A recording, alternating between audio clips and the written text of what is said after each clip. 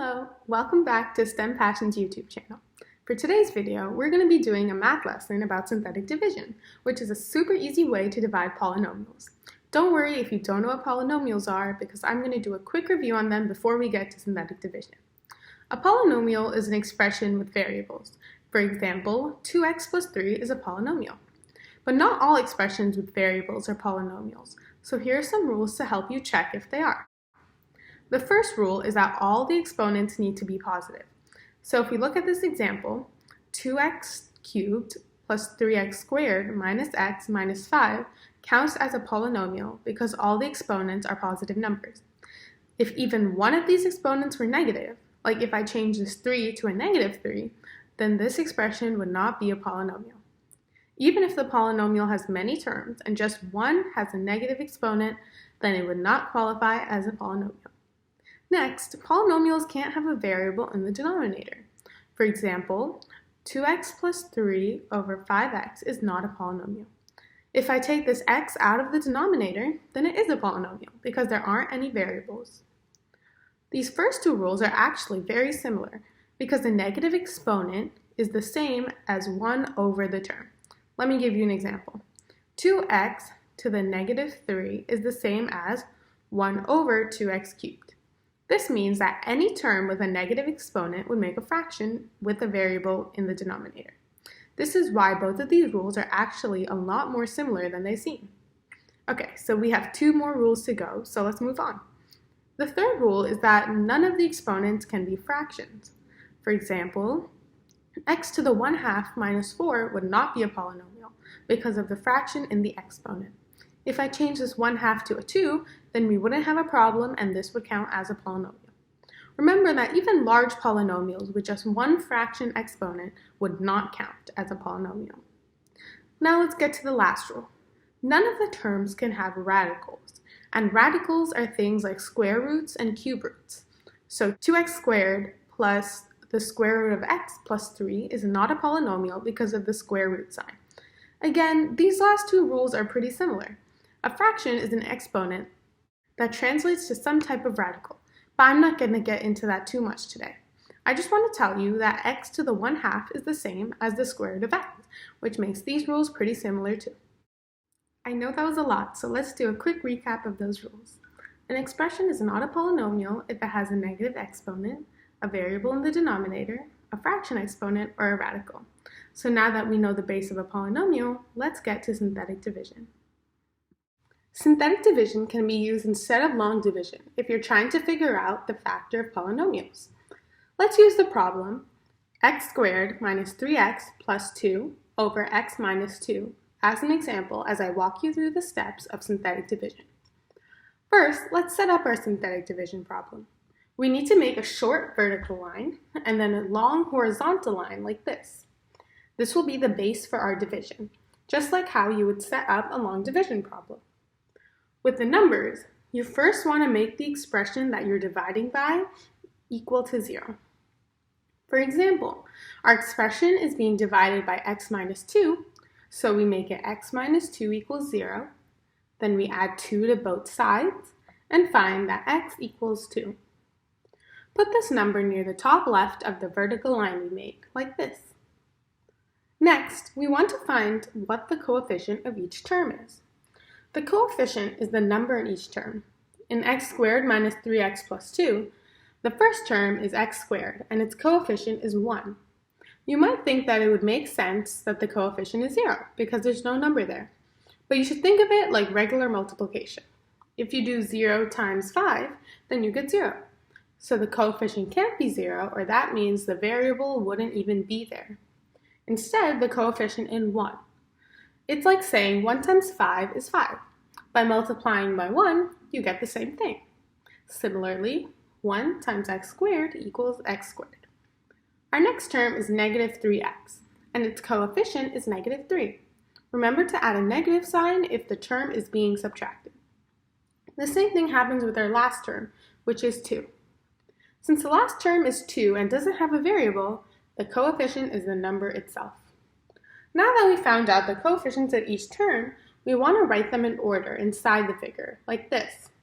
Then, Draw an arrow down under the first number and write that number under the line. Next, multiply the number under the line by the number to the left of the line. Put the answer to that under the next number. Then we can add these two numbers and we get a new number under the line. After that, you just need to repeat the steps.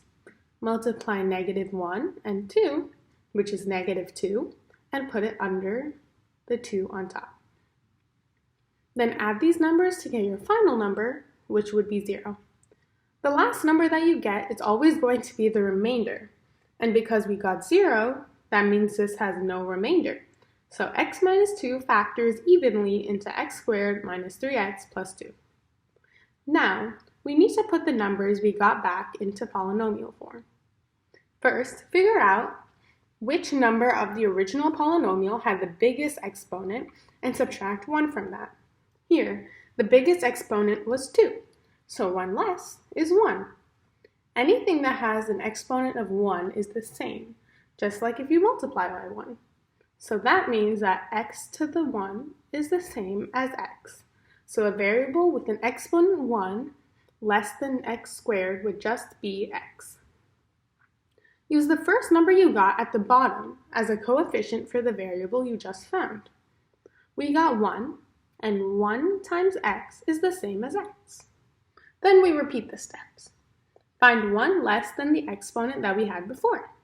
We had x to the 1, and 1 minus 1 equals 0. With exponents, anything to the 0 power is the same as 1. So we would do 1 times the next number we have at the bottom, which is -1. 1 times -1 equals 1. The last number we have is our remainder, and since that's 0, we don't need to write it out. Therefore, our answer would be x minus 1. This may seem a little tricky, but it can be a super helpful tool when you have to divide really long polynomials. One last concept that I want to point out is that one variable may be skipped, so its coefficient would be 0. For example, if you start with x to the 5th and all of the coefficients in that polynomial are 1, then you would get x to the 5th plus x to the 4th plus x to the 3rd plus x squared plus x plus 1. You may see a polynomial that looks like x to the 5th plus x squared plus x plus 1 instead. This means that the coefficients for x to the 4th and x cubed are considered 0. Let's do one last example with a polynomial that's missing some variables. Let's use x to the 5th minus x to the 4th plus 3x minus 3 divided by x minus 2. Now that you saw the first practice problem, I want you to pause the video and try setting up the synthetic division as well as finding the number to put at the left. When you're done with that, click play to see if you got it right. Okay, so we're back. This is how you would set it up. In case you didn't get 2 for the number to the left of the figure, here's a reminder to set the expression you're dividing by equal to 0. So you would do x minus 2 equals 0 and get that x equals 2. Now, the tricky part with this equation is finding the coefficients for the first row. We start with x to the 5th, which has a coefficient of 1. Next, we have negative x to the 4th, which has a coefficient of -1. According to the rules of polynomials, x to the 3rd should be next, but we don't have that term in this expression. Instead of skipping to the 3, we need to make sure we put a 0 for anything that's missing, or the problem could go wrong. So the coefficient for x to the 3rd is 0. The same applies for x to the 2. Next, we have 3x, which has a coefficient of 3, and lastly, we have -3. Then, we can use the same steps that we used in our first practice problem. I would like you to pause the video again and try all of the numbers at the bottom by using the same steps we used before. Don't convert it into polynomial form just yet because there's something I want to show you with that. But find the numbers and click play when you're ready. Okay, so this is what you should have gotten. If you got this, great job. And if not, don't worry. I'll go over how you got this answer.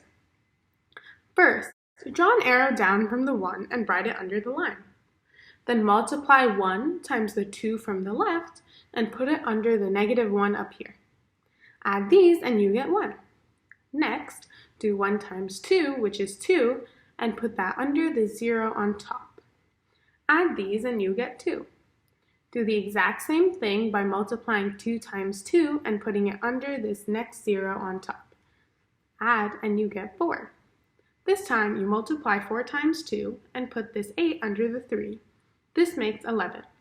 The 11 times 2, which is 22, goes under the negative 3 and you get 19. The last number we got is 19, and this is our remainder. You should write the remainder by putting the number you got in the numerator and the original expression that you divided by in the denominator. This means that the remainder for this problem is 19 divided by x minus 2. After that, we can follow the same steps that we did before. The first number that we have will have an exponent of 1 less than the highest exponent in the original, which was x to the 5th. So we'll start with x to the 4th. Our first number is 1, so our first term is x to the 4th. Our next number is also 1, which means that our next term is x to the 3rd. Next, we have 2, and 2 times x squared is 2x squared. After that, we have 4, so our next term is 4x. The last number is 11, so the term would be 11. Then we have our remainder, which is 19 over x minus 2. If we put all of these together, we'll find our polynomial. And the final answer should be x to the 4th plus x to the 3rd plus 2x squared plus 4x plus 11 plus 19 over x minus 2. Even though we didn't have x to the 3rd and x squared terms in our original, we get them when we divide. So don't think you're wrong if you get missing terms back in your answer. Well, I know we covered a lot of information today, but you did a great job. If you have any questions or suggestions for our next video, please be sure to comment. I hope you liked this video and learned something new today. Thanks for watching. Bye!